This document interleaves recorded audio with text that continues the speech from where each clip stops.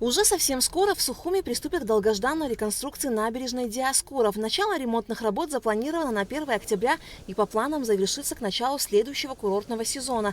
Работы выполнят организации из Москвы, Уфы, Казани, Краснодара, Нижнего Новгорода, которые взяли на себя финансирование проекта.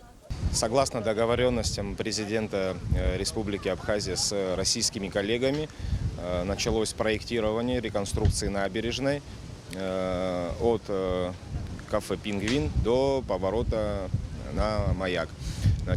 И реконструкция причала на Брехаловке.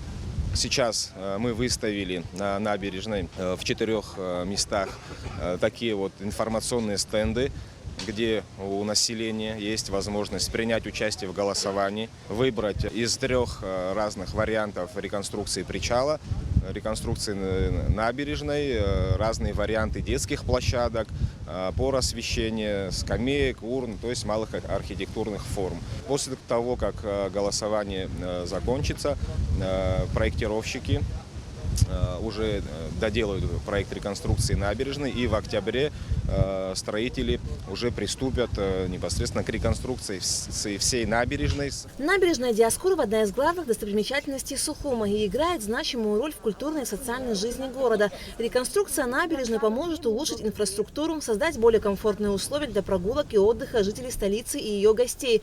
Проект включает в себя организацию детских площадок и зон отдыха, музеификацию Сухумской крепости, реконструкцию Рицинского причала. Совершенно новый причал будет на этом месте. По проекту мы оставляем его в старых параметрах, так как это памятник историко-культурного наследия. Его параметры мы не изменили. Вот 3 варианта мы по проектировщике подготовили. Один из них будет выбран. В реконструкции набережной принимает участие также на одном из отрезков бизнесмены наши, соотечественники из диаспоры. Более того, бизнесмен Михаил Рушбевич Сичинава взял на себя реконструкцию набережной от реки Басла до пляжа Локомотив. То есть это бывшие санатории ПВО, МВО. На самом деле набережная тоже в таком состоянии, к сожалению. И он взял на себя обязательство в октябре также начать за счет собственных средств реконструкцию набережной и также завершить в мае. Проект реконструкции для этой набережной, той части набережной, готовит наш главный архитектор. Размещение знакомительных стендов с проектами реконструкции дает возможность жителям Сухума ознакомиться с предложенными вариантами и выразить свое мнение. Голосование через QR-код делает процесс удобным и доступным для каждого.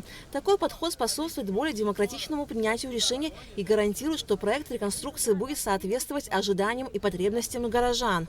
Сама власть, она служит нам всем, горожанам. Соответственно, должны учитываться мнения наши, как мы это видим. Поэтому здорово, что наш мэр Тимур Михайлович Агырба уделяет этому особое значение и спрашивает всех нас, как мы хотим, чтобы это все выглядело. И вот я сейчас перешел по QR-коду и голосую.